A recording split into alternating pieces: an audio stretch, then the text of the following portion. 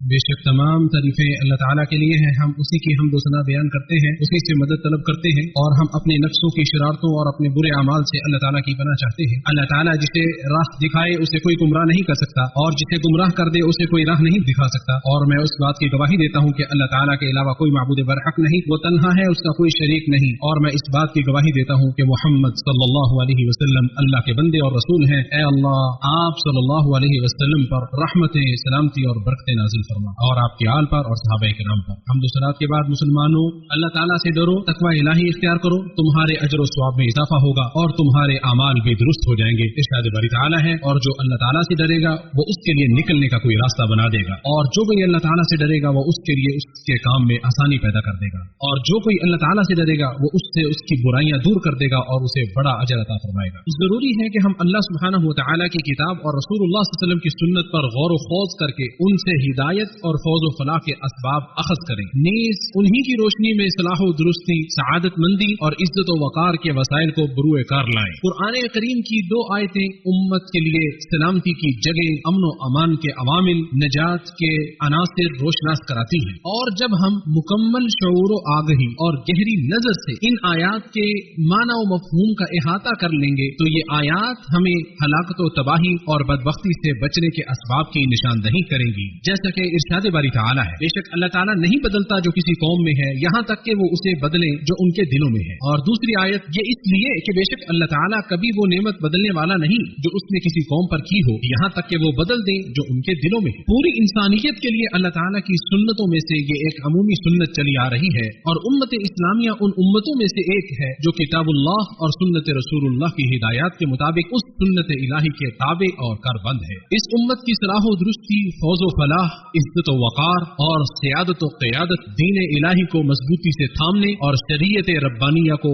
پختگی سے پکڑنے کے ساتھ مربوط ہے۔ اس امت کی عافیت، سلامتی اور خوشحال زندگی اپنے پروردگار کی اطاعت اور اپنے نبی صلی اللہ علیہ وسلم کی سنت پر عمل کرنے کے ساتھ مقید ہے، لہذا نفوس کی سنجیدگی کے ساتھ طہارت اور مدبرانہ اصلاح ضروری ہے تاکہ سوچ و فکر کی تصحیح اور اخلاق کی درستی اسلام کے ان اوامر کی روشنی میں ہو سکے جن میں نفوس اور عقلوں کے تزکیہ و طہارت، خالق و مخلوق دونوں کے حسن اخلاق اور اچھا رویہ اپنانے کی تاکید کی گئی ہے۔ اسلام نے اپنے جملہ اہداف و مقاصد اور مصادر میں بنی نوع انسان کے لیے ہدف متعین کر دیا ہے تاکہ وہ اپنے خالق کی مکمل جامع عبادت انجام دے سکے، اپنی زندگی کو ہر نیک اور نفع بخش کام کے ساتھ معمور کر سکے، اور اسی لیے صحابہ کرام کے نفوس میں ایسی چیز پیدا ہو گئی جس نے انہیں سب سے بہترین آئیڈیل بنا دیا۔ وہ بندوں کی عبادت سے نکل کر بندوں کے پروردگار کے عبادت گزار بن گئے، دنیا کی تنگیوں سے نکل کر دنیا و آخرت کی وسعتوں کے وارث بن گئے،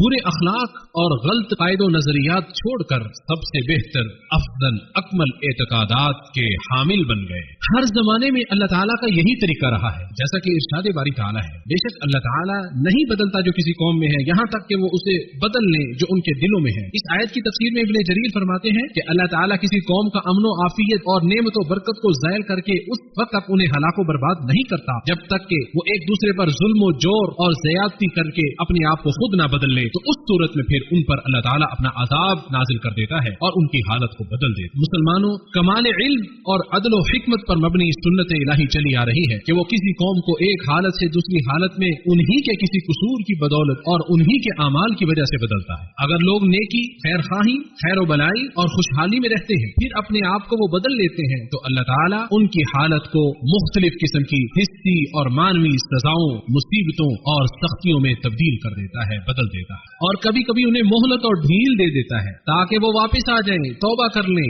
اور کبھی آخرت کے لیے ان کے عذاب کو مؤخر کر دیتا ہے تاکہ انہیں دنیا سے بھی زیادہ سخت عذاب میں مبتلا کرے۔ اسی طرح کبھی وہ سختیوں، مصیبتوں اور آزمائشوں میں مبتلا ہوتے ہیں پھر توبہ کر لیتے ہیں اور اللہ کی طرف رجوع کر لیتے ہیں تو اللہ تعالیٰ ان کی حالت بدل کر انہیں بے شمار پے در پے نعمتوں سے نواز دیتا ہے اور ان پر طرح طرح کے احسانات فرماتا ہے، جیسا کہ ارشاد باری تعالیٰ ہے، اور اگر بستیوں والے ایمان لے آتے اور تقوی کی راہ इख्तियार करते तो हम आसमानों ज़मीन की बरकतें उन पर खोल देते। इताअत इलाही और तकवा की वजह से नेमतों को दवाम मिलता है। नाफरमानी, बुरे अमाल और ज़मीन और आसमान के परवरदिगार की मुखालफत की वजह से नेमतों को ज़वाल आता है। इरशाद बारी ताला है, और जब तुम्हारे परवरदिगार ने साफ ऐलान कर दिया कि बेशक अगर तुम शुक्र करोगे तो मैं जरूर ही तुम्हें ज्यादा दूंगा, और बेशक अगर तुम नाशुक्री करोगे तो बिलाशुबा मेरा अजाब यकीनन बहुत सख्त है। मुसलमान आज जिन हालात से गुजर रहे हैं वो किसी पर मख्फी नहीं है। तो ऐसी सूरत हाल में इन पर यह जिम्मेदारी आयद होती है कि संजीदगी के साथ उन जायज़ व मशरू असबाब को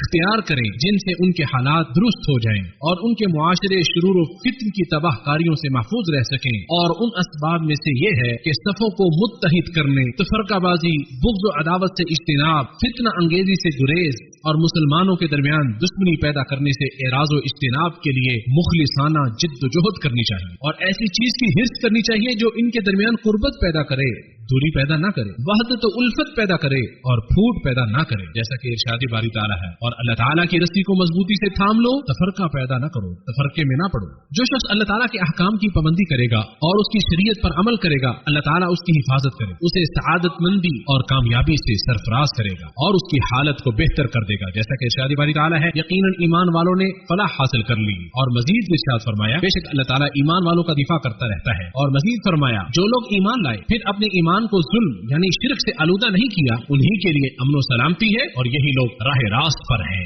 नबी करीम सल्लल्लाहु अलैहि वसल्लम ने इरशाद फरमाया, तुम अल्लाह ताला के अहकामात की हिफाजत करो, वो तुम्हारी हिफाजत करेगा। उम्मत मुस्लिमा पर यह फर्ज है, ये जिम्मेदारी आयद होती है कि हर शख्स अपनी ताकत और सलाहियतों के मुताबिक तमाम दुनियावी असबाब बुरुए कार लाए जो भी अल्लाह ताला ने उन्हें अता किए हैं, ताकि अल्लाह ताला के हुक्म से अपने अमन अमान और मुआशरों की सलामती की हिफाजत कर सकें। जैसा कि अल्लाह ताला का ये फरमान है कि तुम उनके मुकाबले के लिए अपनी ताकत भर कुव्वत की तैयारी करो। मुसलमानों के कितने ही दुश्मन हैं जो इनके लिए ताक लगाए बैठे हैं, इनके मुल्कों को तबाह करने के दरपे हैं और इनके नौजवानों को वर्गलाने में मसरूफ हैं। अल्लाह ताला के सामने सभी जवाबदेह होंगे, लिहाजा सभी की जिम्मेदारी है कि वो इस जिंदगी के हर नफा बख्श शोबे में खुशहाली और तरक्की हासिल करने के लिए सख्त मेहनत और जिद्दोजहद करें। इस्लाह और तरक्की के लिए जिद्दोजहद, सख्त मेहनत और पहम कोशिश करना और असर हाजिर के बारे में मुकम्मल आगाही हासिल करना अजहद जरूरी है, जिसमें हम इस वक्त जिंदगी बसर कर रहे हैं। इस बात को पूरी तरह समझना जरूरी है कि जिंदगी के मसाइल का इलाज बामकसद तामीरी और समर आवर तब्दीली के कवानीन के ताबे है, ताकि जिंदगी की मुश्किलात को दूर किया जा सके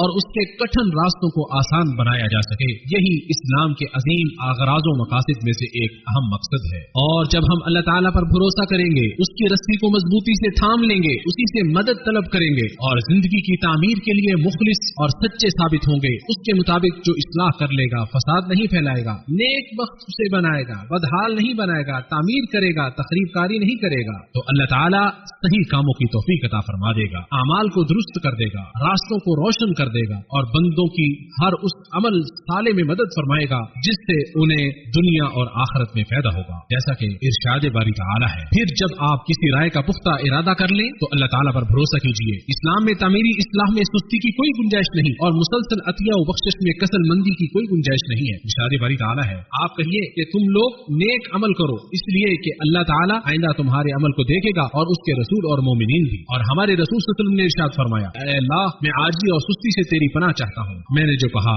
आपने समाअत किया। अल्लाह ताला हम सबको माफ करे और हमारी तौबा कबूल करे, बेशक वो तौबा कबूल करने वाला मेहरबान है।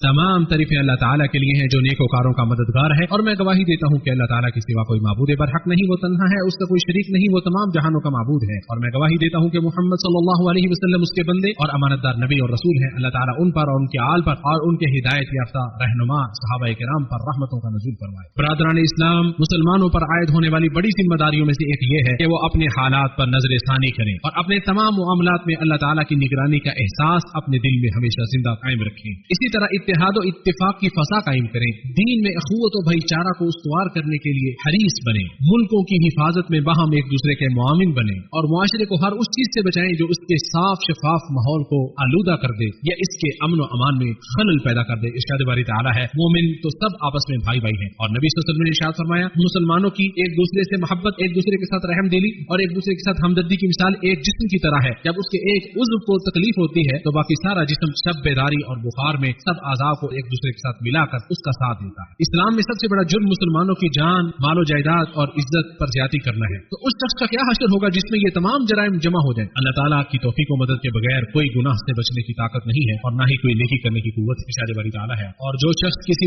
مومن کو دیدہ دانستہ قتل کر دے تو اس کی سزا جہنم ہے، جس میں وہ ہمیشہ رہے گا، اس پر اللہ تعالیٰ کا غضب اور اس کی لعنت۔ کیا حق، شریعت اور درست بات کی طرف واپسی کرنے کے لیے کوئی آمادہ ہے؟ ارشاد باری تعالیٰ ہے، اور دنیا کی زندگی دھوکے کے سامان کے سوا کچھ نہیں ہے۔ بس اے مسلمانوں، اللہ تعالیٰ سے ڈرو اور اپنی حالت کو اس کے مطابق بدل لو جس کی طرف تمہارا دین تمہیں بلاتا ہے، تو تم کامیاب و کامران ہو جاؤ گے اور ہر قسم کی خیر و بلائی سے سرفراز ہو جاؤ گے۔ اے اللہ، ہمارے نبی محمد صلی اللہ علیہ وسلم پر درود و سلام نازل فرما اور ان کے آل اور تمام صحابہ کرام سے اور ہم سے اگلے پچھلے تمام لوگوں سے اللہ راضی ہو جائے۔ اے اللہ، تمام زندہ و فوت شدگان مسلمانوں کی مغفرت فرما۔ اے اللہ، مسلمانوں کو حق پر اکٹھا کر دے، خیر و بلائی پر ان کی صفوں کو متحد کر دے، ان پر بھلائیوں، خوشیوں اور نیکیوں کی برسات کر دے اور ان سے مشکلات، مصیبتیں اور برائیوں کو دور کر دے۔ اے اللہ، ہمارے حکمرانوں اور ولی عہد کو ہر خیر کی توفیق عطا فرما اور تو ان کا مددگار اور رہنما بن جا، اور مسلمانوں کے تمام حکمرانوں کو ان کے معاشرے کے لیے خیر و بلائی کی توفیق عطا فرما۔ اے ہمیشہ زندہ رہنے والی ذات اور کائنات کی ہر چیز کو قائم رکھنے والی ذات، اے اللہ،